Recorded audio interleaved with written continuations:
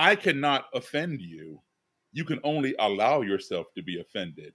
I Okay, agree, but it's yeah, hard. I can, yeah, I know, I've been there, man. Trust me, I've been there. But you know, yeah, people say a lot of offensive things, and whether I want to be offended by it or not is up to me. You know, I can't be offended by somebody else's ignorance, and that's their issue, not mine. But yes, they are offensive. Okay, so my story is I'm a 64-year-old, obviously a black guy, but I've done a lot of traveling around the world and seen a lot of different races. A lot, well, you know, there's only one race, the human race, but a lot of different skin colors, I'll say, religions, cultures, ideologies, belief systems, etc. And all of that has shaped me. And the most racism that I have experienced, and I've been to 61 countries and all 50 states on 6 continents, and is right here in my own country. Does social media censorship cause extremism? According to some of the leaders of alternative social networks, yes, it does. It's a very interesting time right now, to put it lightly. Elon wants to buy Twitter to protect free speech. Many are up in arms about that. And there's a huge debate about what social networks should allow or not allow, and what role they should play in what we say, what we amplify, and how we do public discourse. To chat about that, we have Bill Ottman, who's the CEO of Minds.com, and a special guest, Daryl Davis, a blues musician and black man who has convinced more than 200 KKK members to change their views on racism. Welcome to TechFirst, gentlemen. Thank you. Thank you. We seem to increasingly live in different worlds with different ideas, different facts, different perceptions of everything. Why is that? Maybe Daryl, will start with you. Well, you know, things are always changing, always evolving. That's how the world operates. Just like it spins around, goes around the sun. You know, things are always changing, always revolving. And human beings are creatures of habit, not creatures of change. So it tends to mess with their psyche, and they get involved in wanting to keep things the same, not wanting anything radical to change, etc. And when you mess with that, they tend to act out, and that's what we're seeing. Bill, your thoughts? Yeah, I echo that. I think it's very easy for people to get stuck in their comfort zones, and change can be painful. But I think that what we learn is that a little bit of pain is actually healthy, or discomfort. I mean, I think discomfort more so than pain. It's whether you're talking about dialogue or you're even talking about like physical health. I mean, sometimes you gotta work out if you want to, get in shape. You gotta. So I think the pattern sort of transcends in a couple areas. Bill, let's turn to you. You wrote a paper about social networks, about free speech, and you are essentially saying, with some co-authors, that when you censor ideas in social media platforms, let's say Facebook, let's say Twitter, you actually cause extremism. Talk about that. Yeah, I mean, that's what the data shows. And to be fair, it's not that that's 100% true all of the time. There are cases, I think, where certain unlawful ideas do need to get censored, and that's just how it is. I mean, that's the world we live in. So, but what do you expect if you throw someone off a website? Where do they go? Well, you just have to follow them, and you see that they go to other smaller forums with less diversity of ideas, and their ideas get reinforced and they compound. And now on Minds, we do have pretty strong diversity of thought, and so we are an alternative forum where people do go sometimes when they get banned, but I wouldn't say their views are necessarily amplified when they come, because we do have diversity of opinion, though that can happen. The point being that sort of both options are on the table. There are alternative forums they can go, where their ideas will become amplified because they don't have exposure to alternative ideas, or they could go somewhere like mine's where there is sort of diversity of thought and they can get exposure to contrary ideas to what they think, which can fuel the evolution of their ideas. So I want to hear Daryl's story in a moment, but just a quick follow-up question for you, Bill. You said that's what the data shows. What data did you dig up, look up, survey, study? Many, I mean, on probably over 100 different studies. So, really we're looking at isolation and the correlation between isolation and radicalization. Dr. Nafis Hamid put out a very fascinating study that we included, really talking about the difference between online and offline radicalization. And he found that actually only 20% of online radicals, people who have sort of adopted some sort of extreme ideology online, actually escalate into violent extremism, as opposed to the majority of radicalization, which escalates into actual violent extremism, is actually happening offline. So I think that the fascinating part of this data is that, yes, we don't like to see really ugly ideas online. However, most of the time, those people and ideas are not escalating into violent extremism.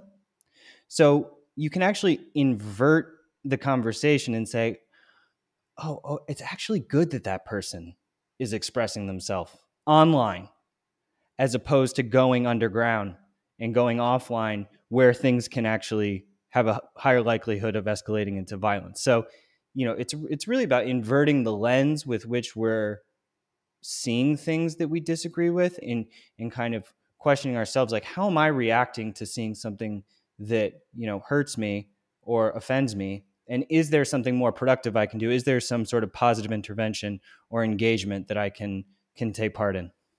This is a fascinating conversation, just the way you framed that, because I probably have a lot of views that you might disagree with, right? Whether that be around COVID, whether that might be around other things, who knows? I don't even know what you think, but I just think of my interactions with friends, sometimes relatives, on Facebook, on Twitter, and the fact that somebody thinks X is true or Y is caused by, I'll say Z for our Americans, but it's Z for Canadians. You know, that's just so offensive. It's, how could somebody think that? It offends my entire worldview. It's how there's no factual foundation for that, and how we react there is quite interesting. And how you frame that, I'll have to do some thinking about that. We'll get deeper into that. But Daryl, I want to bring you in here, and I wish that you would tell your story briefly, because it is a fascinating story of a man that has converted KKK racists to not hate Black people. How'd that happen? Sure. Well, first, let me just address a couple of things that you said and that Bill said. I don't think kicking people off of Twitter or Facebook, whatever, causes extremism.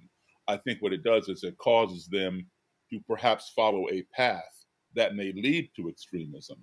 The extremism already exists, and they're on different platforms and different areas. And when you get kicked off of something, you go somewhere else, and it's quite possible that you might go in that direction to somewhere where it already exists, and it embraces you and welcomes you and amplifies you. So in that regard, and you were saying how you hear all these things and you're offended. I'm of the mindset that I cannot offend you. You can only allow yourself to be offended. I Okay, agree, but it's hard. I can, yeah, I know, I've been there, man. Trust me, I've been there. But people say a lot of offensive things, and whether I want to be offended by it or not is up to me. I can't be offended by somebody else's ignorance, and that's their issue, not mine. But yes, they are offensive. Okay, so my story is I'm a 64-year-old, obviously a Black guy, but I've done a lot of traveling around the world, and seen a lot of different races, well, there's only one race, the human race, but a lot of different skin colors, I'll say, religions, cultures, ideologies, belief systems, etc. And all of that has shaped me. And the most racism that I have experienced, and I've been to 61 countries and all 50 states on 6 continents, and it's right here in my own country. Yeah. And so it bothers me. And as a child, I had rocks and bottles and soda pop cans thrown at me at the age of 10 while marching in a Cub Scout parade in which I was the only Black Scout in an otherwise all-white parade. I didn't understand it. It had never happened before. I've been around the world. Nobody had ever treated me like that before. I had no idea what was going on. I was so naive. I thought the very few people, there were lots of white people there, but the very few white people who were doing this, I thought perhaps they didn't like the Scouts until I realized I was the only Scout getting hit. That's how naive I was. It's like a former neo-Nazi who's one of my best friends today. He had met somebody from the Cameroons recently who had come here to this country. And he was talking with them, and the guy from the Cameroon said, I didn't realize I was Black till I got here, because that racism did not exist there. People are just people, but here, you are defined by what you look like. Mm-hmm. So, it was the same thing with me. I was that naive. And I formed a question in my mind, which was, how can you hate me when you don't even know me? And for the next 54 years from the age of 10, I've been looking for the answer to that question. So I've sought out white supremacists, white nationalists, white separatists, whatever you want to call them, a rose by any other name, still a rose, as far as I'm concerned. And sit them down and just try to figure out, where are they coming from? Why do they believe this way? And that's why I said I have heard everything. And it's up to me whether I want to be offended by their offense or not. So that's how I came to do that. Many people have sat down and talked with me. Some refuse to do so. Some want to fight me, and we've unfortunately had to engage in violence. But fortunately, those have been few and far between. So I've learned a lot. But what I've learned mostly is this, that we all, no matter how far I go from this country, whether it's next door to Canada or to Mexico or to the other side of the globe, no matter how different the people may be who I encounter, they may not look like me, speak my language, or worship as I do, we all are human beings. That's what I figured out. And as human beings, we all want these same 5 principles, 5 core values in our lives. We all want to be loved. We want to be respected. We want to be heard. We want to be treated fairly. And we all want the same things for our family as anybody else wants for theirs. And if we can learn to apply those 5 core values when we find ourselves in an adversarial situation or in a culture or society in which we're unfamiliar, it doesn't have to be about race. It can be about any other hot topic: abortion, nuclear weapons, global warming, the war between Russia and Ukraine, the last presidential election, whatever it is. You're on one side, I'm on the other side. If we can apply those 5 core values when we're having a conversation with an adversary, our navigation will be much more positive and much more smooth. And that's how I have become the impetus for people in the KKK and other white supremacists to rethink that ideology and ultimately leave that ideology behind, even renounce it. And some of them even come out with me and speak out against it and try to de-radicalize people who were in their former group and try to prevent others from joining. I don't like to say that I converted anybody. Yes, over 200 have left. I've been the impetus for them to convert themselves. Fascinating and huge respect. Can you say those 5 items one more time? Absolutely. Everyone wants to be loved. We all want to be respected. We all want to be heard. We want to be treated fairly. And we all basically want the same things for our family as anybody else wants for theirs. And when we have that conversation, we find that out. A missed opportunity for dialogue is a missed opportunity for conflict resolution. Okay, we start at opposite ends of the spectrum. If you spend 5 minutes with your worst enemy, you will find something in common, and that chasm, that gap, begins to narrow. Spend another 5 minutes, you find more in common, it closes in more. When you get here, you are in a relationship with that person. You may not be best friends, but you're having a relationship with your enemy. You spend even more time, it gets even closer, and now you're in a friendship. You found so many things in common that the trivial things you have in contrast, such as skin color, or whether you go to a mosque, a church, a temple, or a synagogue, begin to matter less and less. So, I always say when two enemies are talking, they're not fighting, they're talking.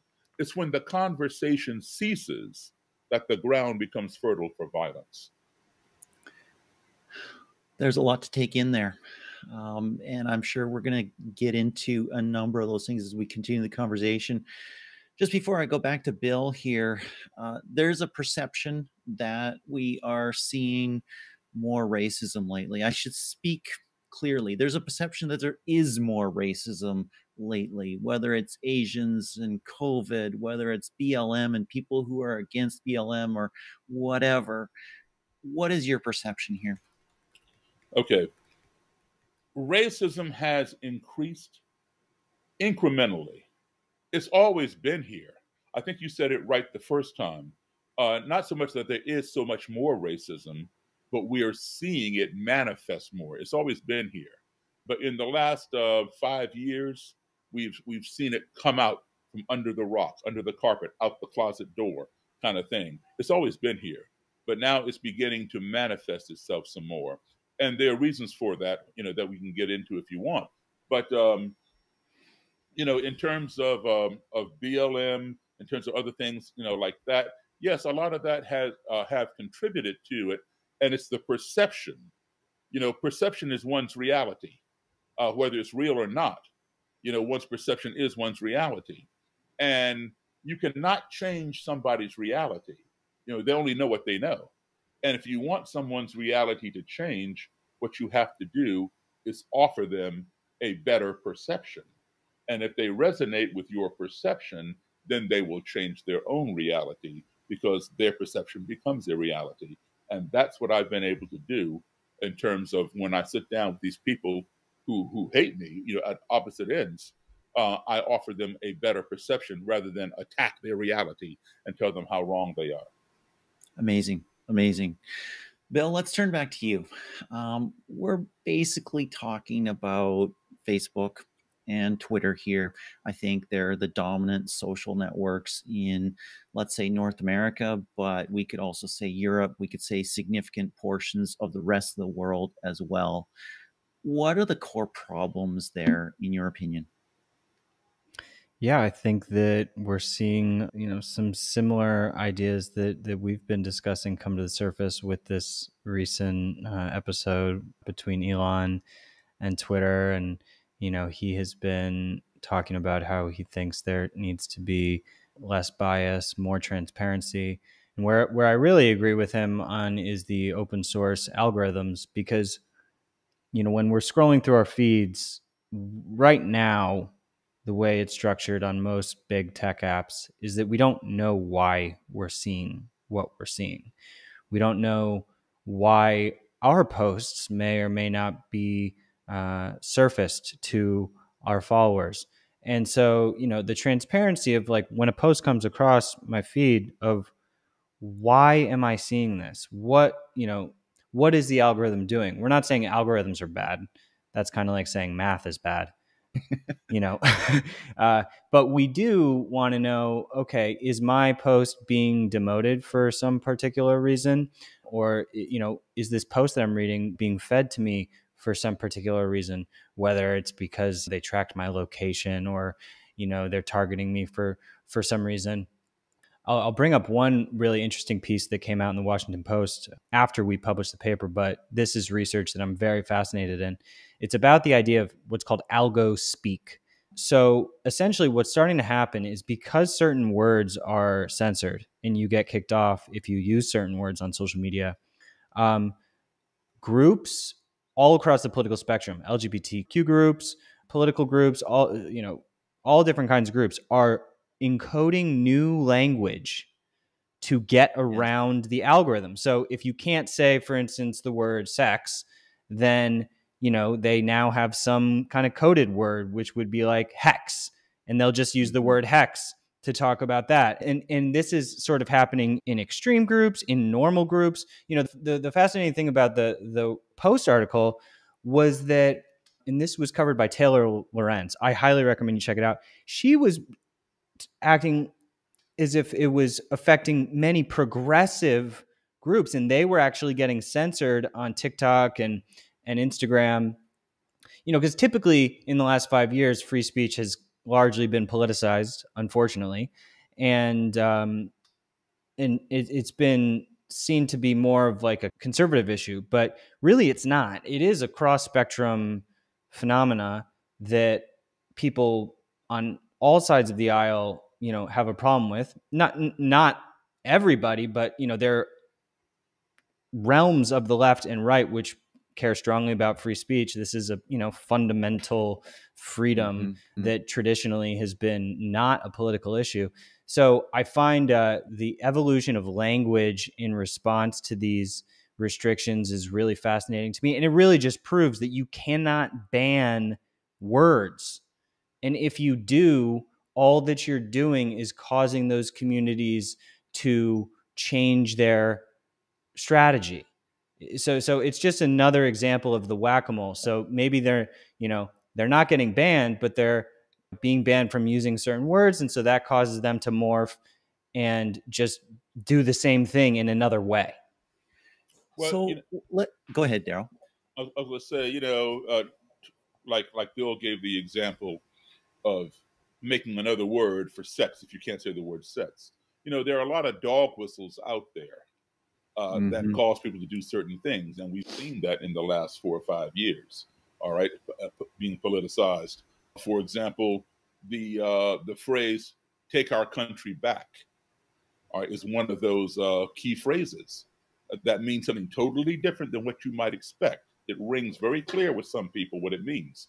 Make America great again means something totally different than make America great. If you and I, or most people who run for president, would say, I'm going to make America great, or I'm going to make America greater than it's ever been, very few would ever say, I'm going to make America great again. That rings something totally different. And a lot of people know what he's talking about when he says that. Take our country back was originally a Ku Klux Klan slogan from 1954, when Brown versus the Board of Education desegregated schools. You can find footage of Klan leaders standing with a burning cross behind them in front of a microphone or megaphone saying, we're going to take our country back. I'm not letting my little white boys and girls go to school with little niggers. We're going to take our country back. What did he mean? Back to segregation. Okay. And now, you know, that was their slogan. All right. Very well known. Then 2009, a new political party was born, and it was called the Tea Party. And that was the Tea Party slogan: take our country back, take back our country. And they had a rally on the Capitol steps. You know, I only live, 30 minutes from the Capitol. I'm right across the DC line in Maryland. And I went down there and I interviewed some of those people, and I said, why are you using a Ku Klux Klan slogan? Oh, no. We don't mean it like that. Well, what do you mean? You know it's a Klan slogan, right? Yeah, but that was way back. We mean something different. I said, what do you mean? You're leaving it open-ended. You're not saying take our country back from what, or take our country back to what. You're leaving it open-ended. Well, what we mean, sir, is we're going to take our country back from the Democrats. We're going to take our country back to Republican rule. Okay, that's fine. Say that. Close it off. That way there's no room for misinterpretation. Well, sir, that's what we mean. I said, okay, well, I have one problem with that. The one problem is Jimmy Carter was a Democrat. Bill Clinton was a Democrat. Where was the Tea Party then? Where was Take Our Country Back at that time? Now there's a black man in the White House, and you all are screaming, we're going to take our country back. What are somebody like me supposed to think? Well, sir, that's what we mean. We don't like Obama's tax reform.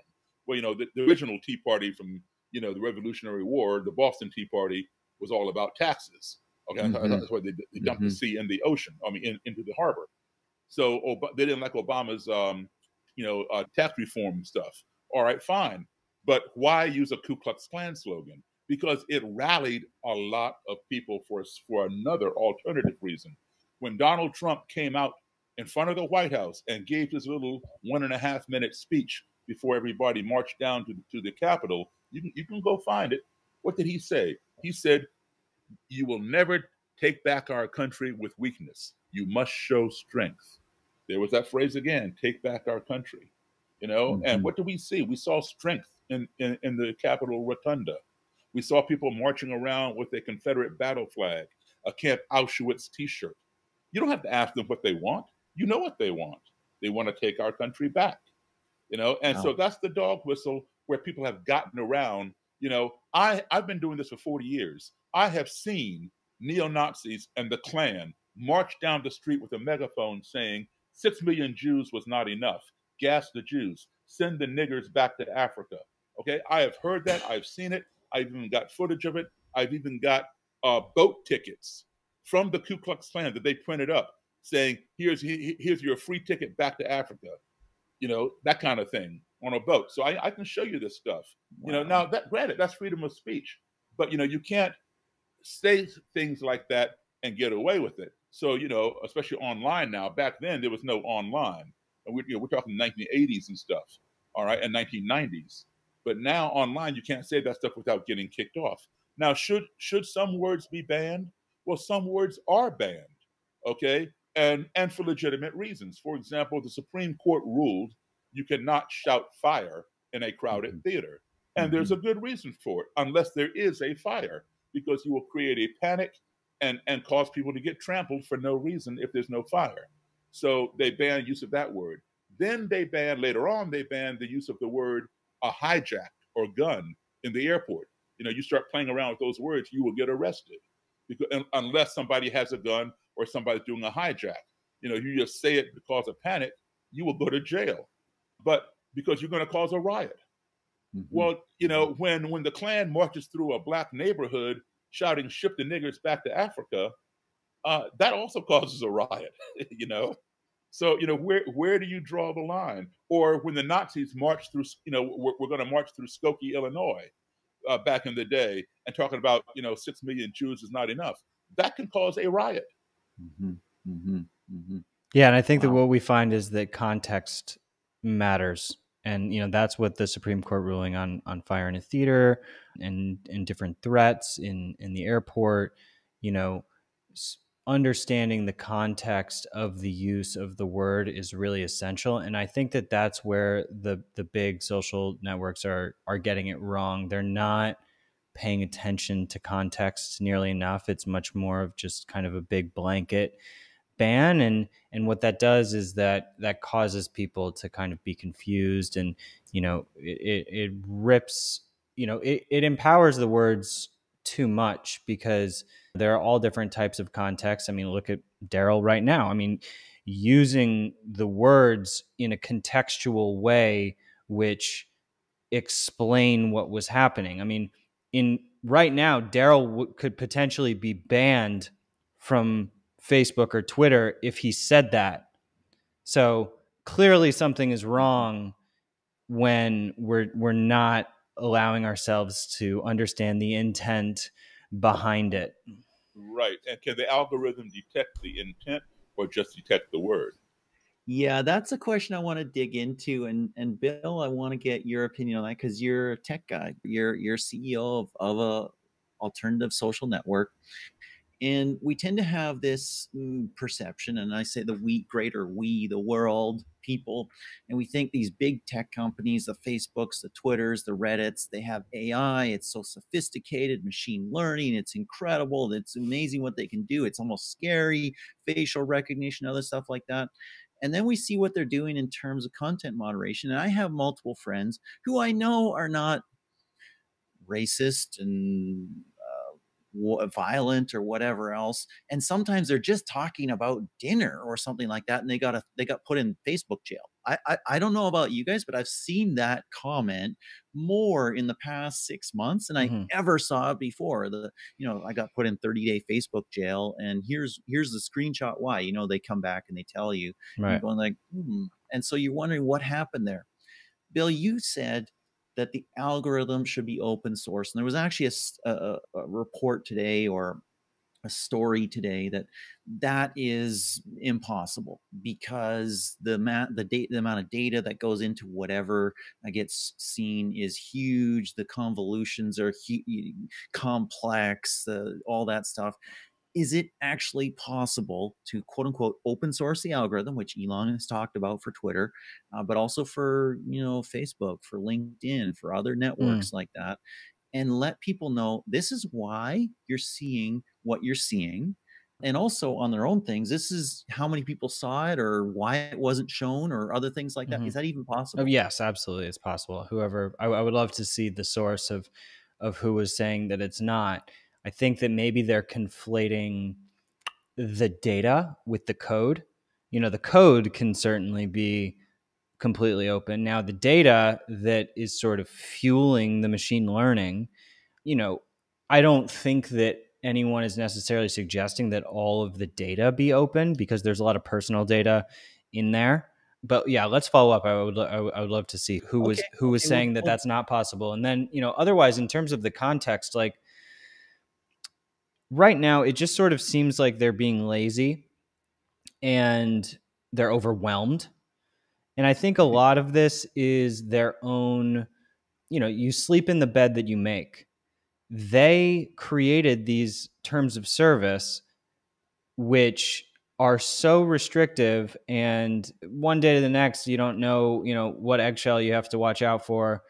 And so, you know, contrasting to what free speech advocates are pushing for, to kind of align content policies as more of a common carrier approach, more aligned with the First Amendment. Supreme Court Justice Clarence Thomas is advocating this, many others, and it's totally reasonable. Other major communication companies are subject to common carrier provisions where they can't ban people based on their beliefs. You can still use the phone, no matter what your beliefs are. And yeah, so I think that they have to sleep in the bed that they make.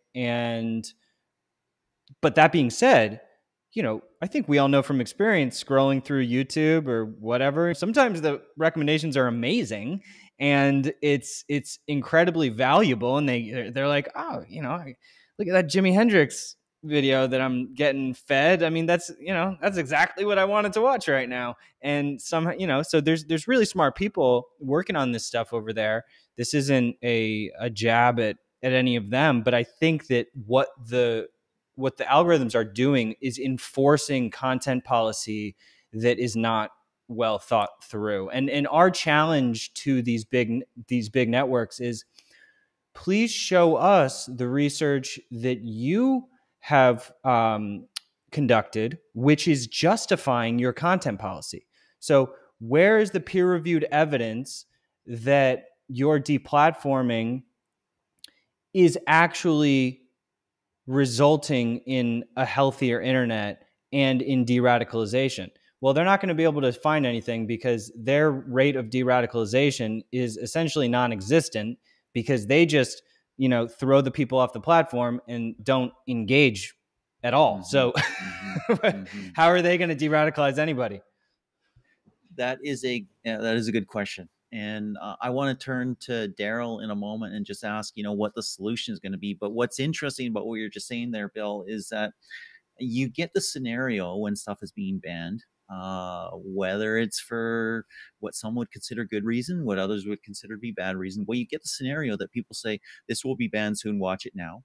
Or you get the scenario, this was banned, so it must be true, because they're in a certain subgroup that believes a certain thing, that believes big tech doesn't want people to know, or doesn't want people to see. Exactly. It reinforces that conspiracy. It reinforces the conspiracy theory. So I want to turn to you, Daryl.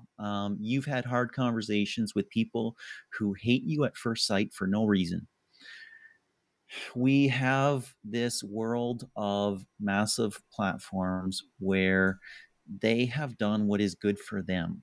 They have done what is good for them by, people are engaging with this content. They're coming back. They're liking. They're replying. They're having conversations. They're on our platform more. So we're going to promote that more to others. And that's led to scenarios where we've had very great divisions driven even deeper. what is the solution for social platforms to help bring us together, or at least allow us to have conversations and maybe not prioritize the conflict so much? Well, you're talking about social media, but we also find that in mainstream media, Fox Yes, we do. News, CNN, MSNBC. A lot of people dedicate themselves to one of those channels, and they're being fed whatever that one channel is giving them, and that becomes the truth to them. It becomes their reality, you know. So it's not just social media, Facebook, Twitter, Instagram, whatever. It's also, mainstream media.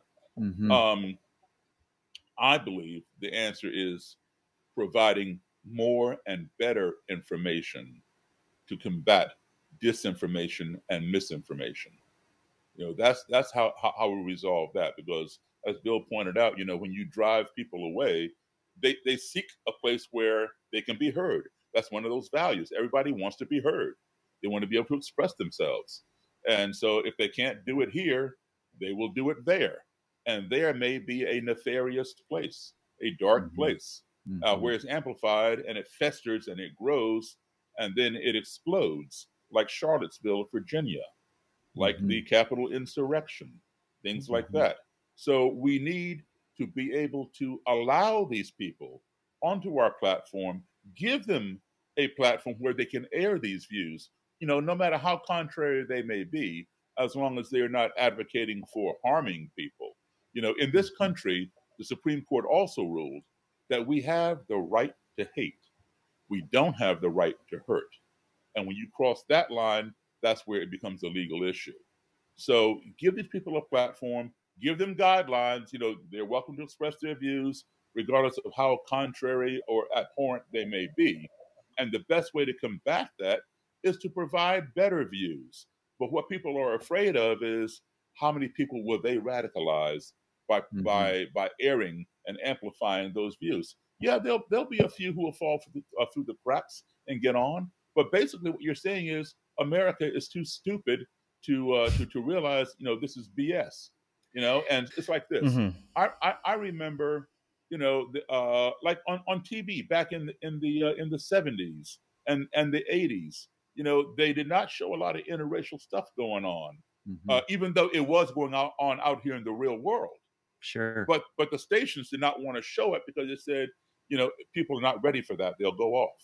Well, who are you to tell me what I'm ready for and what I'm not ready for? I had to grow up with Leave It to Beaver and the Andy Griffith Show, and these are great shows. These are great shows. But little Beaver Cleaver and his brother Wally did not have any friends that looked like me. Little Opie Taylor in Mayberry didn't have any friends that looked like me. I had to watch Lost in Space, with the robot and Space Family Robinson and Dr. Smith. They went all over the universe trying to get back to Earth. They saw people with 3 arms, Not a 4 single black eyes, person. not a single black person in the universe, man, until Star Trek came along. Star Trek came along, and you had not only a black person on there, but she was a lieutenant, Yes, Lieutenant Lieutenant Uhura, Uhuru. the first interracial kiss, not in this country, but the first interracial kiss on TV was between Captain Kirk, William Shatner, and Lieutenant Uhura, Nichelle Nichols, on Star Trek, and that was in 1969. It's been going on long before 1969. I used to watch American Bandstand. I remember Dick Clark, it was either the 25th anniversary or the 20th anniversary. Dick Clark put it on. All right. And this is in the 1970s. And he would bring back all the rock and roll stars from the 50s, because it's 25 or 20-year reunion. So he would show a clip of them appearing on American Bandstand in black and white, singing their big hit. And then halfway through the song, that person would walk out live from behind a curtain in color and finish out the song. And Dick Clark would walk across the other side of the stage and meet them at the end of the song.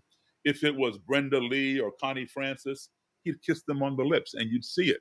If it was Gladys Knight or Martha Reeves or Ronnie Spector, one of the black singers, he'd still walk and kiss them on the lips. But right when he got there, the camera would pan to the audience. Mm. So you would not see him kiss them on the lips. Yeah.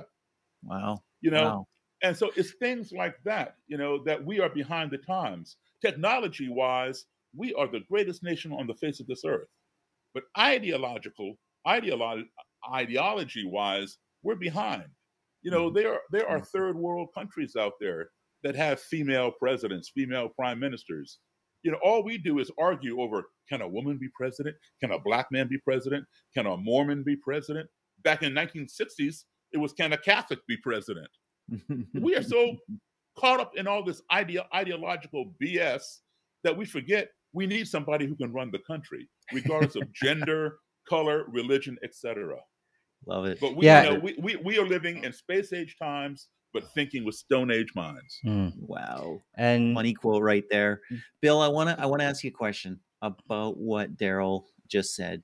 Daryl said, as I asked, when social media networks amplify things, and maybe things that are factually incorrect according to some people, and he said, hey, provide information that counters the misinformation. How do you do that?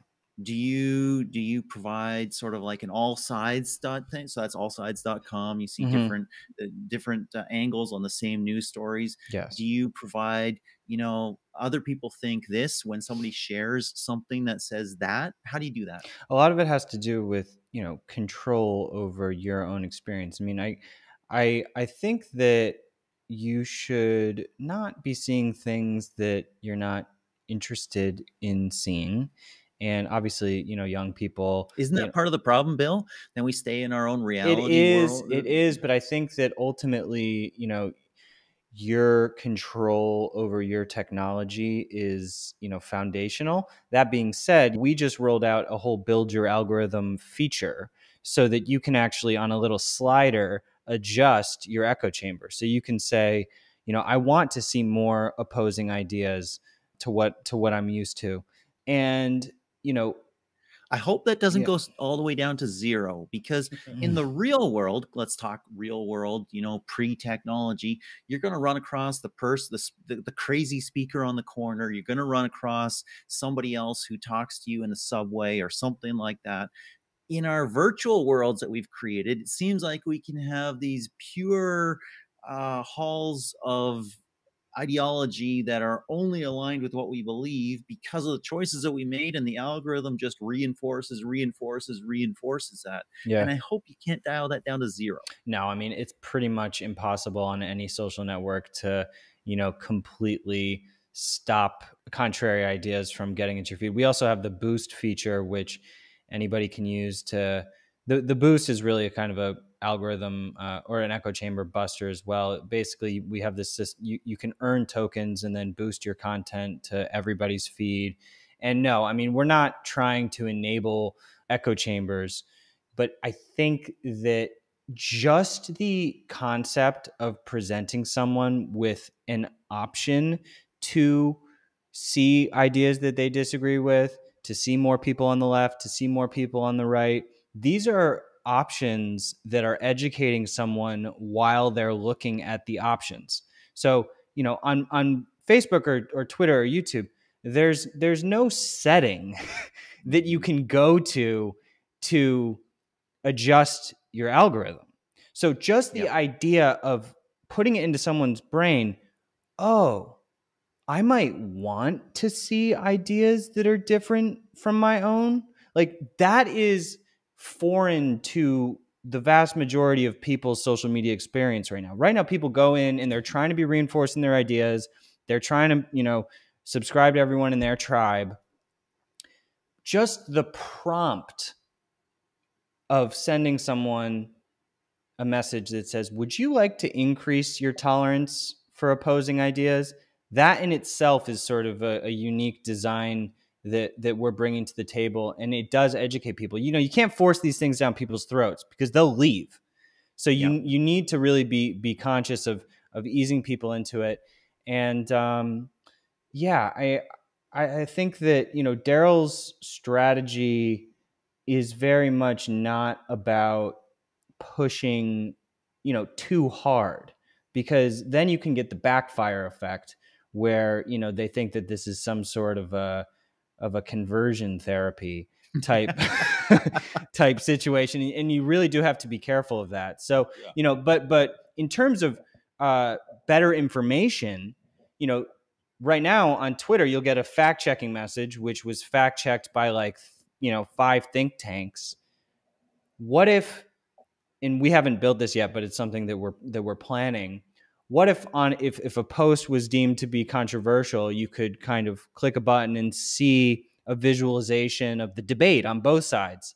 Not like you were saying with all sides, that they're doing great work. There's another site called Ground News, which does very similar thing. They provide, they visualize the debate. They don't tell you what is true and false. And those types of things I think are very healthy. I want to give, we got to wrap this. I want to give the last word to Daryl, and I'll ask a question, but go where you want to go with this, and say what you want to say. And we've talked a little bit about opposing viewpoints. We've talked, the words conservative and progressive have been used here. Left and right have been used here. Personally, and right or wrong, I don't know, I hate labels. I hate labels. That's progressive. That's conservative. That's regressive. That's left. That's right. Because I find that a lot of people start identifying with a label, and they meet a new idea, and they say, does that label fit in this chunk of things that I agree with? Is that leftist or is that rightist? And then I'm against it or for it, depending on where it fits or where it lands. And they don't think through an idea based on the idea and the evidence for it and the thoughts about it and what people are saying about it and other things like that. And so we close our minds and we don't think. Exactly. Daryl, and I agree with you 100%. I don't like labels either, because, in this country, we try to pigeonhole somebody into a certain box. Otherwise, we are very confused. We can't navigate it unless we know exactly what category they fit into. And the problem is, people are multidimensional. They're multifaceted. I might like this from the conservative side. I might like that from the liberal side. I might like that from the libertarian side or whatever. And all of that is what makes me. But if I take one thing conservative, then I'm a conservative. If I take one thing liberal, I'm a liberal. If I take one thing, I'm a Marxist. Whatever. And then you're an enemy. Listen, as you mentioned, I'm a musician. I'm a professional musician. That's how I make a living. You know what? But my degree is in jazz. I have a degree in jazz. But I'm out here playing rock and roll. I play country. I play boogie woogie, rockabilly, swing, R&B. So, when I play a couple of blues songs, all of a sudden I'm a blues artist. Because I have a degree in jazz, I'm a jazz artist. You know what? I am a musician. If you're paying, I'm playing. You just tell me what you want to hear. Love it, love it, love it. I probably put you in a box as I got a pre-email that said blues musician, so apologies for the box. No problem. Other places call me a rock and roll musician. Other places call me a jazz musician, or I play swing dances where people do the Lindy Hop and Jitterbug. I'm a swing musician. I played for Chuck Berry. I played piano for him for 32 years. So obviously I can play rock and roll. So I'm definitely a rock and roll musician.